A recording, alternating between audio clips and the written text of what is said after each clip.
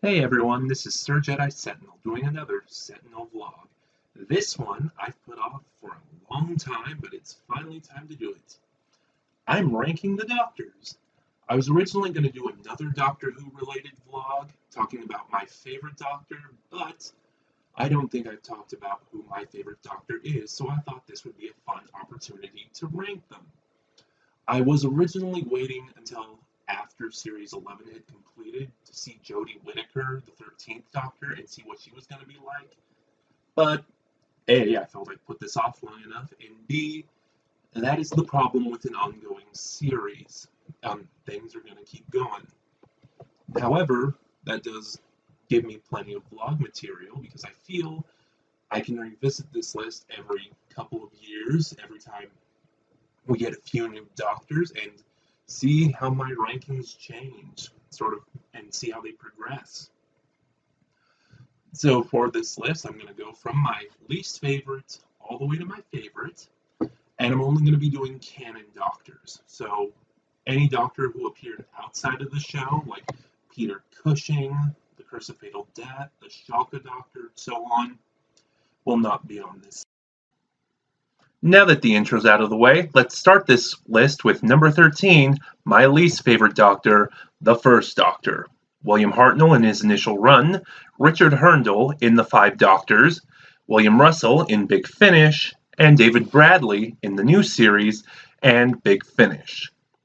I want to be clear that the First Doctor is my least favorite. I don't dislike any of the Doctors. I've liked them all to varying degrees, just some more than others. And there is a lot of the First Doctor that I do like. Like, the Aztecs is one of my favorite Doctor Who stories overall. My problem with the First Doctor isn't his personality. A lot of people who aren't the fans of the First Doctor have said that. His personality is so abrasive, it's kind of off-putting. I don't have that problem.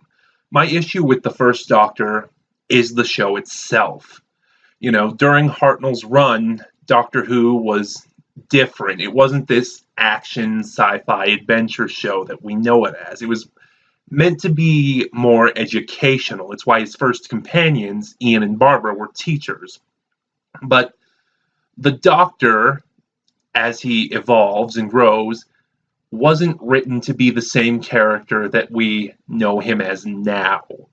You know, he was never meant to be the hero. It was always the strapping young man who was the hero, you know, Ian, Stephen, Ben, and so on. He was always more the advisor. And the multi-doctor stories only illustrate my point. When you take the First Doctor and you put him in these situations the later Doctors face, he's taking a more active role because that's what the later Doctors do, but it feels out of place and it feels out of character, you know? The show started changing during the tail end of Hartnell's era when he started getting sick and knew he couldn't keep playing the role, but it wasn't until Troughton that Doctor Who became what we know it as today. And really, that's pretty much the only reason why the First Doctor is my least favorite, because he is such a different, I guess, starting point from what the other Doctors became. I don't really know how else to explain it other than what I've already said. But that brings us to number 12, Matt Smith, the 11th Doctor. This one I expect to get a lot of hate for because the 11th Doctor is insanely popular, but I'm going to start by listing off the pros, because there is a lot about Matt Smith I like. When you think of the Doctor as an alien, Matt Smith does a really good job at portraying his more alien nature. You know, he also has this sort of timeless quality to him, like in certain scenes, you can look in his eyes and you can see the wisdom of all his past lives, you know. Matt Smith was great at, again, being timeless, being centuries older than he actually is.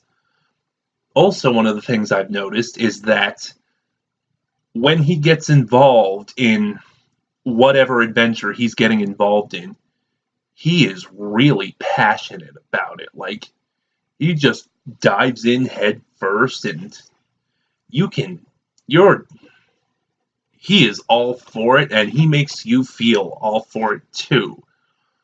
My problem comes with, for one thing, I've watched a lot of Matt Smith's episodes, and I can't seem to get into him. I don't know what it is. It's, it's, he's not engaging me. I don't know how else to explain it, but like I said, he's very engaging. I just can't get into him. It's like one of the other things I've noticed about Matt Smith is that he kind of lacks originality. I feel like in everything I've watched him, he has this checklist of, oh, the Doctor would do this, and then he would do this, and then he would do this. It doesn't feel like he brought enough new material to the role. It doesn't feel like he brought enough of his own take to the role. And I don't know if that's something I'm missing, or it's just, or maybe because I'm not engaged, but that's just my thoughts on the 11th Doctor. This next one I had to put solo on the list out of necessity more than out of opinion. Number 11, the War Doctor, John Hurt. And honestly, for me, this is lack of information. Big Finish has done their own take on the War Doctor series, and it's on my list. I just haven't gotten there yet.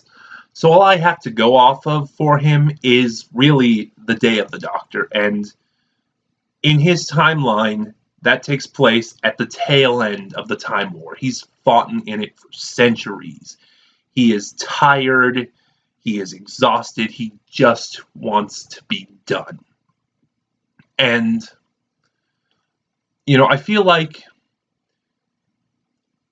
it's like coming in at the second half of a movie. It's like, what did you do to earn this take on the character? Because we hadn't seen it yet, and that's why I feel the War Doctor audio series is so important, because that takes place during the Time War in his prime. And I feel that seeing that, witnessing that, would help influence my opinion better than just the Day of the Doctor. I also think that's one of the reasons why continually updating this list would be more interesting, because by the time we have maybe 2 or 3 more Doctors after this, I will have listened to the War Doctor series and can give a more accurate spot on my list than he has now. This one is a tie, mainly because they're both the same reason. Numbers 10 and 9, the 9th Doctor, Christopher Eccleston, and the 7th Doctor, Sylvester McCoy. These are both great Doctors for 2 very different reasons. Initially, when I first watched Series 1 of the new series, Eccleston was just this bright-eyed optimist. He always had a smile on his face. He was always super happy. But then when we started learning about the Time War, I noticed something really nuanced about Eccleston's performance. It's a shield. His optimism is a shield. He just came out of this terrible tragedy, the Time War, where he committed double genocide, and he is putting up these walls. He is shielding himself because he does not to hide how broken he is. And the 7th Doctor is another really great Doctor. I think Diamanda Hagen said it best about him. He's the kind of man who plays chess with the gods. He'll have set up the game, played it, and won before the episode's even begun. He is this great, grandiose, manipulative figure. So why are they tied so low to my list? Honestly, it's just lack of interest. The Ninth Doctor and the Seventh Doctor have a bunch of great stories.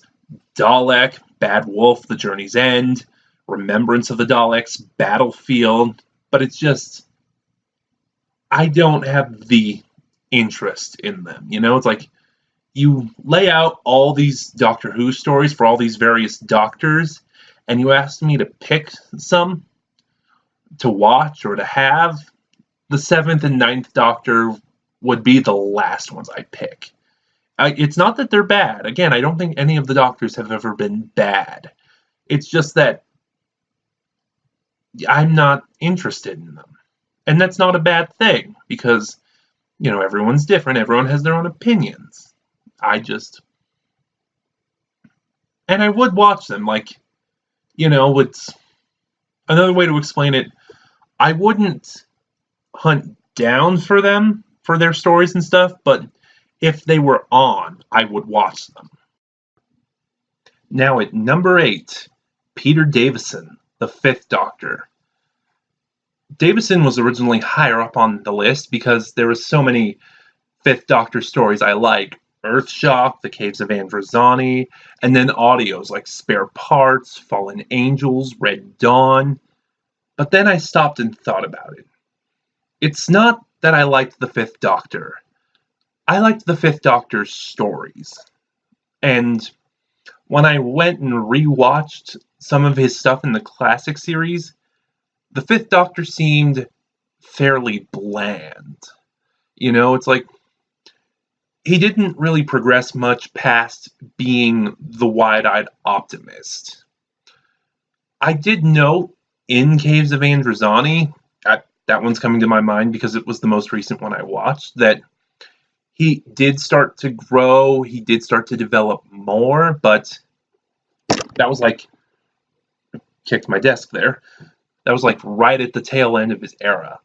I will say, now that Davison's older, he seems to have refined his craft a little more. I like him more in the audios. I like what he gives the Fifth Doctor more as an older performer, but I still feel like he's not putting enough out there past that wide-eyed, curious adventurer. And that brings us to number 7, arguably the most popular Doctor of the new series, David Tennant, the 10th Doctor. This is another one I expect to get a lot of flack for, but with Matt Smith, I spoke about the Doctor as an alien, and I feel that Tennant portrayed it as too human. I also have problems with some of the material Tennant was given. Quick story. I did not start watching it series 1. I started with Capaldi. Just around the time I started, we were so far into Matt Smith, I was like, okay, I'll come in on the next regeneration. But since then, I've backtracked and started watching through the series. I've also watched a lot of the classic series, and there is some writing, some material with David Tennant that just makes me scratch my head. The 10th Doctor comes off as kind of a hypocrite. It's like he is the man who wouldn't. It's like the Doctor's daughter, most famously. It's like he picks up someone's gun and says, I would never. Except you did. Several times. Not the 10th Doctor in particular, but other incarnations. It's a good performance, don't get me wrong, and I do like a lot of Tennant's episodes. It's just, like I said, there are problems with the material, much like my issues with the first Doctor. Now we're on number 6, and this one is ranked as such for a fairly unique reason. Patrick Troughton, the second Doctor. Arguably, I would say Troughton is the second most popular Doctor in the entire series after Tom Baker. followed in third place by David Tennant as the most popular of the new series. Now, I love Patrick Troughton. I've seen several of his stories. The War Games is one of my favorites. Tomb of the Cybermen was great. I just saw Enemy of the World, and that one was a lot of fun. But my issue with Patrick Troughton is you guys really oversold him. Like, he's earned the nickname the Doctor's Doctor because several of the actors who've played the Doctor, Colin Baker, Peter Davison, Sylvester McCoy, Matt Smith, have cited Patrick Troughton as their favorite Doctor. And a lot of the second Doctor's fans really sing his praises. It's like by the time I started the second Doctor, he was just so oversold to me that there was no way he was gonna live up to the hype. I do like him a lot, and if you saw my top 10 favorite companions, you know Jamie made runner-up. There is a lot I like about the second Doctor, but it's just, yeah, the fan base, for me anyway, really overdid it on the hype. Now we're getting down to the nitty-gritty with the top 5, and starting number 5, the 8th Doctor, Paul McGann. Paul McGann initially was not a Doctor I was sure how I felt about. He gave an amazing performance in the movie. Despite all the movie's flaws, I still recommend it for his performance alone. It is the best part of the movie. And then the audios. That's mainly where the 8th Doctor has flourished. I was really, at the start, kind of disinterested in the audios. I bought his first ones because they were all on sale. And at the start, it was just, okay, what's next? Okay, what's happening now? Because I liked the stories, much like Davison. Actually, that brings up a perfect point. I think the 8th Doctor is the 5th Doctor fully realized. Because like the 5th Doctor, he is this wide-eyed, curious adventurer. But McGann is able to go so much beyond that. He's a thrill seeker, essentially. He has this sense of fun. He's very daring about what he's doing. Like, in the audios, when he meets his first companion, Charlie was supposed to die. So she is a fixed point in time. The Doctor keeps saying, okay, I'll get her back. I'll get her back. I'll take care of this. But he keeps putting it off and going on these adventures. It gives you a sense of how daring he is. Also fun to note is,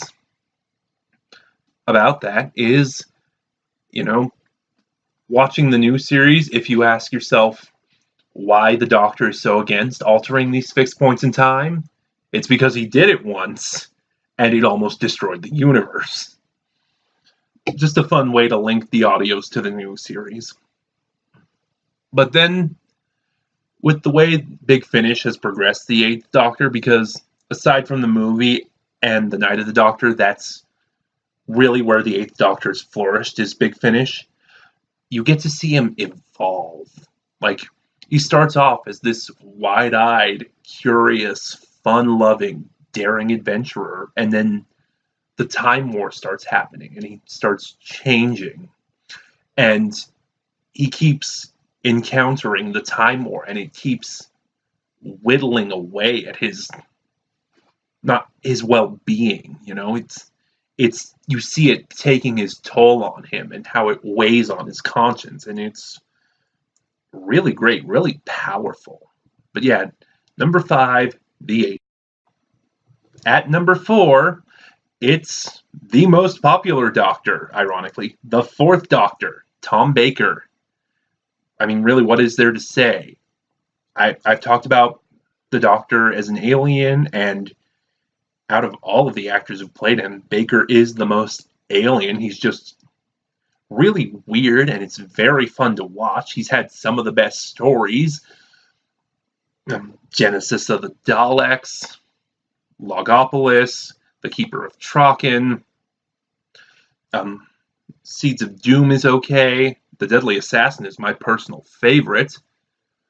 But Tom Baker, this one's going to be really short. Tom Baker just falls at number 4 on my list, simply because it's a case of me liking everyone else above him more than I like him. I do really like Tom Baker a lot.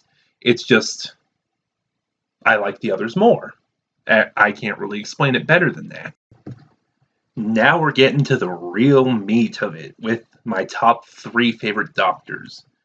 Real quick, I just want to say that my number 3 and my number 2 are interchangeable. When I first started really getting into Doctor Who, my favorite Doctor was actually a 3-way tie between my 3 favorite Doctors of the 3 iterations of the series. Over time, as I've thought about it, I've come to realize who my favorite is, but number 3 and number 2 are still tied, and they are still my favorite of each run of the series. So for number 3, I'll start with my favorite Doctor of the classic series, Jon Pertwee, the 3rd Doctor. A lot of people give Patrick Troughton credit for really where the Doctor started, where his personality started. You know, his cunning, his running away, his sort of using humor to hide a darker side. But I've noticed a lot of people don't give Pertwee the credit he's owed for his contributions to the Doctor, because, you know, Pertwee played the Doctor like an action hero. You know, he wasn't afraid to get his hands dirty. He wasn't afraid to throw a punch. And one of the things I've noticed is, while the later Doctors will still outthink their foes, you know, outwit them and outsmart them, they will get their hands dirty if they absolutely have to, and I believe that's owed to Pertwee. Pertwee, also, I noticed in his performance, had this real nuance to him, like, because in his earliest stuff, the 3rd Doctor was exiled to Earth and not allowed to leave, so I've noticed this real nuance in his performance where he was really bitter about that, but he played it off like it was nothing. Like, when the 3 Doctors starts, which is one of my favorite stories, and they're investigating this alien signal that has been intercepted. I believe it was the signal. It's been a while. You know, the Doctor's there looking at it with his tea, and the Brigadier's like, "Is there anything we can do to help you, Doctor?" And he's like, "Yes, hand me a silicon rod." So the Brigadier does, and he uses it to stir his tea. It's like, that's kind of the regard he holds for the human race. It's kind of, which he adores the human race still, but it's just like, I'm above this. I want to be out there traveling. I shouldn't be here. Like I said, it's really subtle, really nuanced, but it's really great. And like, I do kind of really like the action star take on the third Doctor gave the role, because it just, I feel like it gave him more to do. Like, with the 1st Doctor and the 2nd Doctor, I feel like I'm the mastermind, I'll outwit you.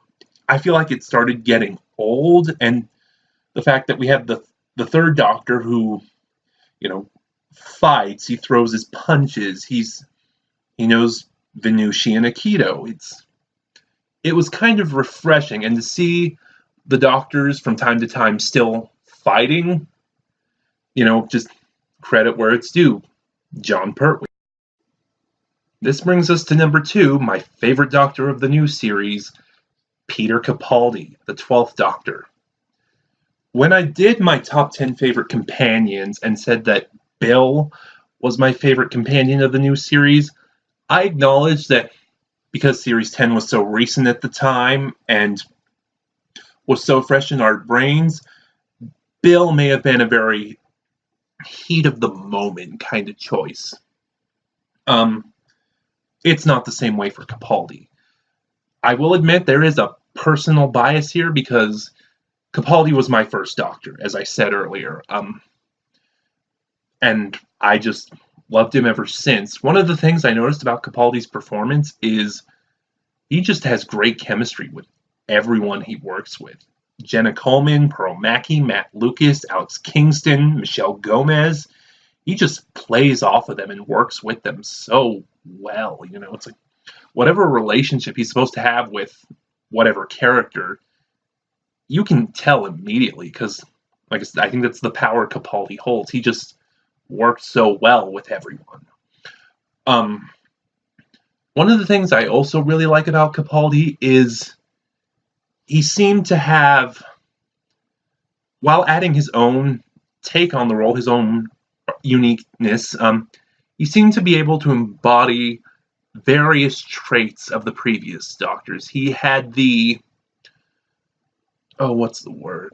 He sort of had the emotional distance of the first Doctor. He had the cunning of the seventh Doctor. He had the, the getting his hands dirty like the third Doctor does. He had the curiosity of the fourth and fifth Doctors. Like, he was able to put all the Doctors together and still make something new out of it. And I really enjoyed that. All right, this is it. Number 1, my favorite Doctor. There's one left, so I'm not going to beat around the bush. It's Colin Baker, the Sixth Doctor. First, let me start off by saying I want that coat.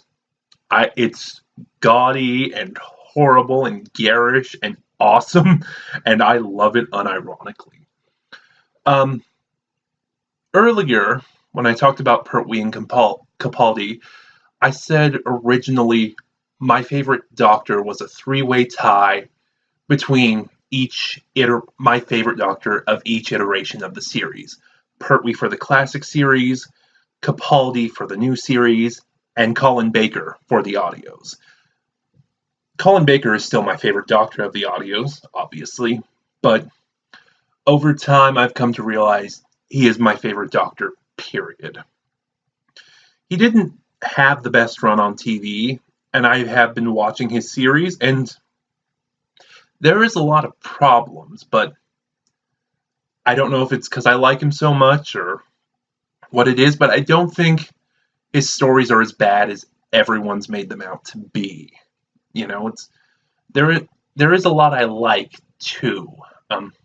One of the things I love is, compared to the other Doctors who have this wit and charm, I love that the Sixth Doctor, in the series anyway, is so charmless. I really think it makes his snark shine through, and I think it makes him kind of funnier. Like when I watch sitcoms, I think it really just applies to comedies in this case, I've noticed my favorite character type is the cynic, that character who just has nothing nice to say, and if you pay them a compliment or say something to them, their comeback is a sarcastic remark. Like, for example, in Arrested Development, my favorite character is Lucille Bluth. Colin Baker, the Sixth Doctor, is very much that character, and I just love it. I really think out of all the Doctors, whenever they do resort to it, he does sarcasm the best. And then you have things in the audios, like I can see where his abrasiveness, where his sort of smugness would be a problem for a lot of people, and in the audios, he really does soften. Like, he starts off very abrasive, very smug, but over time, he really does soften. He really does warm on you. And I do also have to say this, even on TV, he gives a great performance, Even when the material is bad, he is putting his all in it and making it work. And I do love that dedication to him. Because I feel like a lesser actor, when he kept getting crap scripts, he would have just been, okay, I give it up, I'm phoning it in. But Baker never did. And yeah, Colin Baker is my favorite Doctor. That's really all I can say to it. So this has been my personal rankings for the Doctors based on my opinions. What did you think? Who is your favorite Doctor? Who is your least favorite Doctor? go ahead and tell me in the comments. I think it would be fun to talk about. Earlier in the video, I talked about how I had something planned for my favorite doctor. Well, my next vlog is going to be my top 10 favorite 6 Doctor audios. Remember to like, comment, and subscribe. This is Sir Jedi Sentinel, and until next time.